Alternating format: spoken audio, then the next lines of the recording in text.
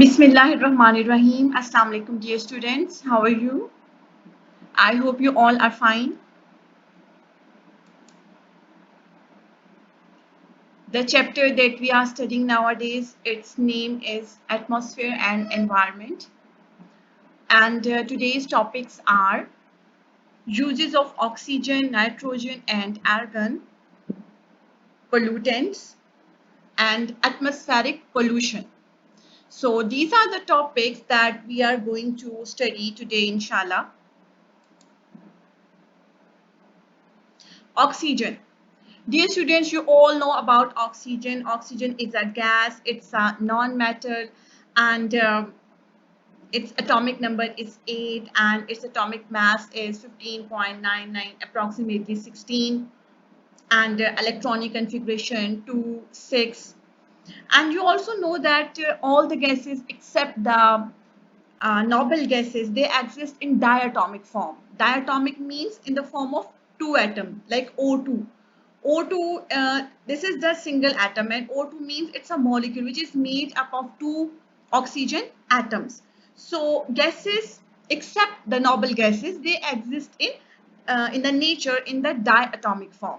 So O2, this is a diatomic form of oxygen. And today we are going to study the uses of oxygen. And there are so many uses of oxygen, and most of them you are well aware. You know that when you breathe, you use oxygen in the air. Yes, we breathe by taking in oxygen from the air, and then oxygen travels through your lungs and into your bloodstream, which distributes it to your body. You could not live long without a steady supply of oxygen. You all know that without the steady supply of oxygen, any living organism will suffocate. The oxygen you breathe is a diatomic molecule, because you know that oxygen exists in the nature in the form of a diatomic molecule. Oxygen sometimes forms a triatomic. Triatomic means a molecule which is made up of three atoms. So oxygen sometimes forms a triatomic three atom molecule called ozone, O3. So this is a formula of ozone, and you know that ozone is a protective layer, protective covering around the atmosphere that protects us from the harmful radiations of the sun. So ozone collects in a layer in the upper atmosphere where it screens out harmful radiations from the sun. So ozone is O3, triatomic oxygen.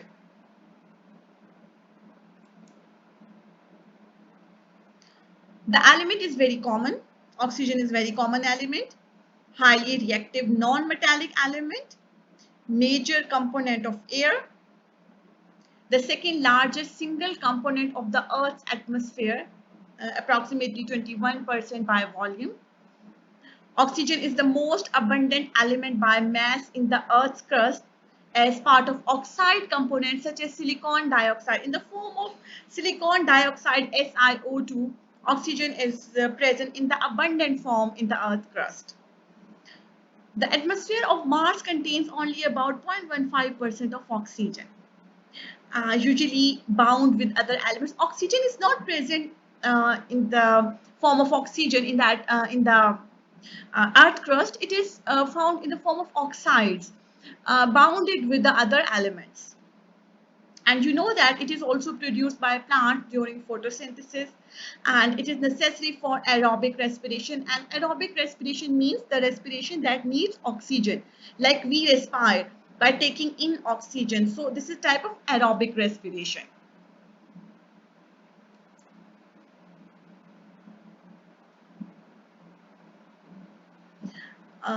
Oxygen is also used in oxygen tanks to provide to the patients to help them breathing, in the form of oxygen cylinders. It is used in the hospitals. There are few very important processes that are taking place in the environment, and they cannot take place without oxygen, like rusting. Rusting is not possible without oxygen. Decomposition, decay of dead organisms, or the organic matter, the decomposition of organic matter, that also requires oxygen. Combustion, the burning process requires oxygen. Without oxygen, burning is not possible. Breathing, we need oxygen to breathe in. So these are the processes which are very important. They take part important. They take part important. They are very important in the environment, and they do not take part without oxygen. Now, the second gas that we are going to study today is nitrogen. Its atomic number is 7, and it's a gas, non-metal. Its atomic mass is 14, and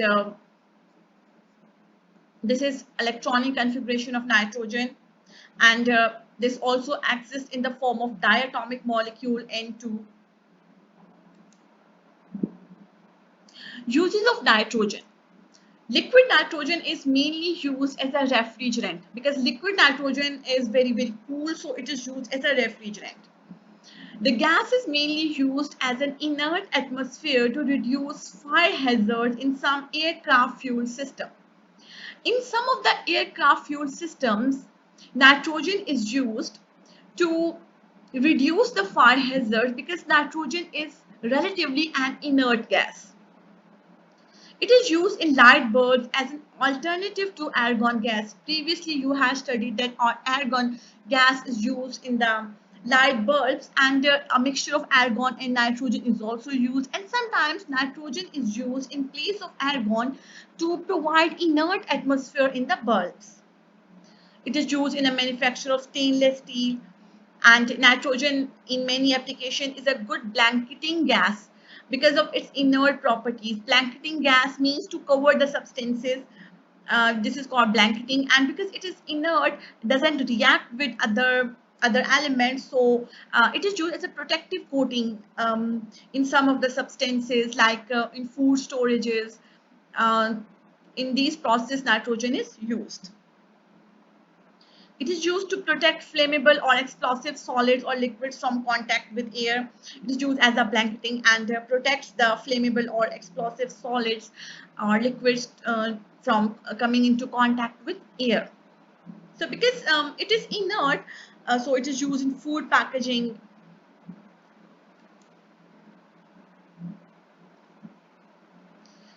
It is used to modified atmospheric packaging of foods.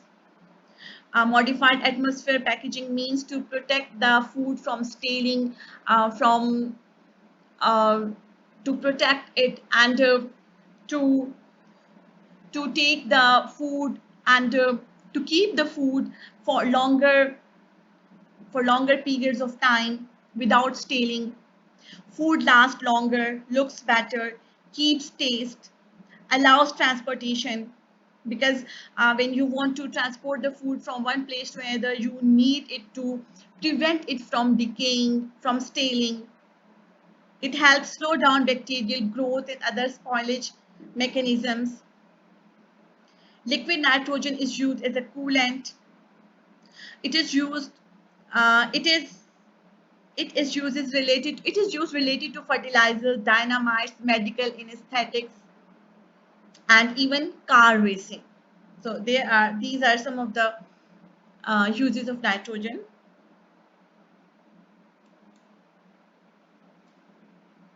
Now argon, and you know that argon is the gas, and it's a noble gas. So it exists in monoatomic form. It doesn't exist in diatomic form because it is inert. It doesn't react with other elements.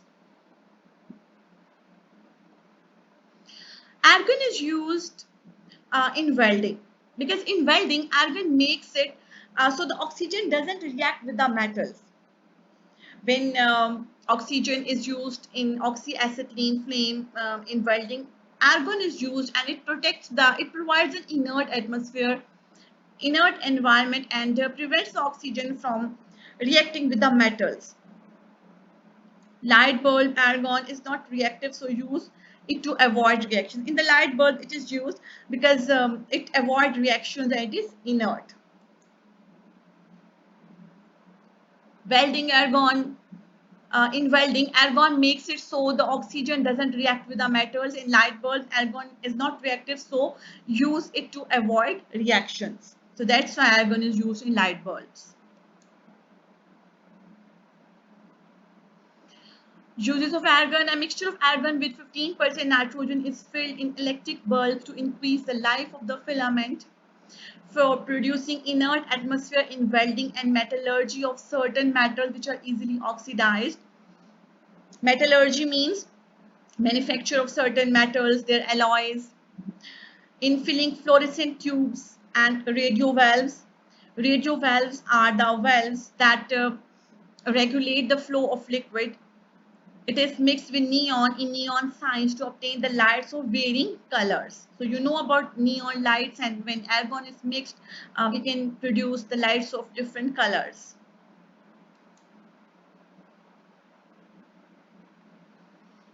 Air pollution, which is also called atmospheric pollution.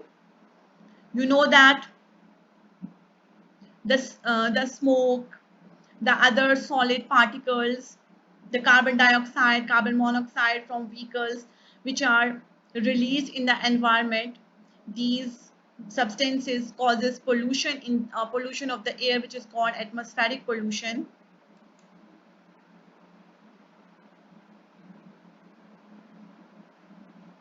What is pollution? The word pollution was derived from the Latin word pollutus, meaning to make unclean. Pollution is the introduction of contaminants into the natural environment that causes adverse changes. Adverse means bad. So, the word pollution means to make the thing unclean. And pollution is the introduction of contaminants. Contaminants mean those harmful substances which have bad effect on the environment. So, pollution is basically the introduction of those substances, those harmful substances into the environment that causes bad effects on the life of both living and non-living living organisms and non-living substances.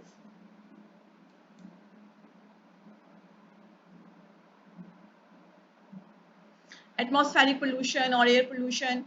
Atmospheric pollution is the introduction of chemicals, particulates. Particulates means small tiny particles, biological materials or other harmful materials into the Earth's atmosphere, possibly causing disease, death to humans, damage to other organisms such as food crops or to the environment. So this is called atmospheric pollution or air pollution. This phenomena is called atmospheric pollution or air pollution.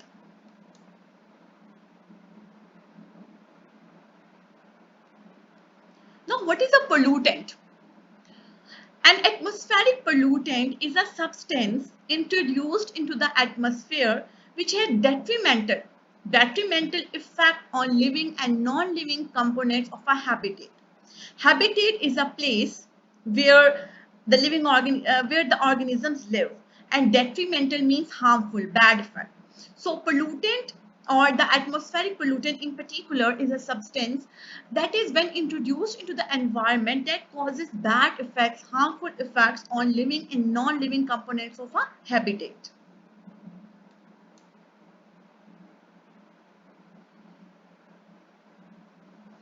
This is a list of some of the pollutants like particulates, mist, smoke, fumes, dust.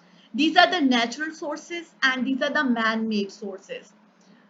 Disintegration of rocks and soil, and man-made sources are insecticides, oil and tobacco, smoke, chemical process, etc. Oxides of sulfur, SO2, SO3, these are the pollutants, and their natural sources are decay of plants and animals, volcanic eruptions, and man-made sources are burning of fossil fuel, sulfuric acid, plants, smelting plants. Smelting means where the ores are subjected to high heating.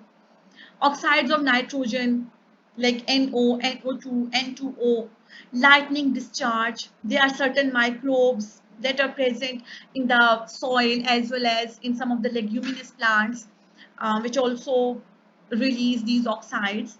And man-made sources are automobile exhaust, fertilizer industries, oxides of carbon, carbon monoxide, carbon dioxide.